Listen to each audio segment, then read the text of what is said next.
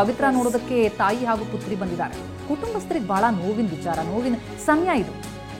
ಇತ್ತೀಚೆಗೆ ಹಬ್ಬಗಳೆಲ್ಲ ಆಗ್ಬೇಕಾದ್ರೆ ಪವಿತ್ರ ಗೌಡ ಕಣ್ಣೀರು ಹಾಕಿದ್ರಂತೆ ಜೈಲೊಳಗೆ.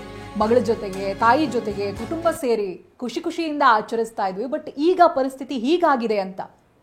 ಮಗಳನ್ನ ನೋಡೋದಕ್ಕೂ ಆಗ್ತಿಲ್ಲ, ಕುಟುಂಬದ ಜೊತೆಗೆ ಇರೋದಕ್ಕಾಗ್ತಾ ಇಲ್ಲ. ಇದೇ ಕಾರಣ ಅವರು ಸಹ ಕೈದಿಗಳ ಜೊತೆಗೂ ಕೂಡ ಮಾತನಾಡ್ತಾ ಇರಲಿಲ್ಲ. ಒಂಟಿಯಾಗೇನೆ ಜೈಲಿನಲ್ಲಿ ಕಾಲ ಕಳೀತಾ ಇದ್ರು.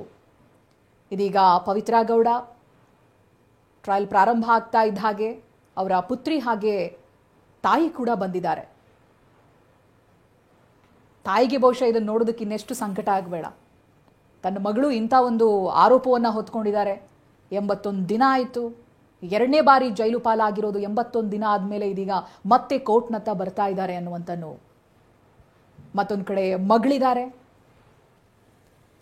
ಮೊದಲ ಬಾರಿ ತಾಯಿ ಜೈಲು ಪಾಲಾಗಬೇಕಾದ್ರೆ ಆ ಮಗಳು ಕೂಗಿ ಕೂಗಿ ಕರೆದಿದ್ದನ್ನು ನೆನಪಿಸ್ಕೊಳ್ಬೋದು ನಾವು.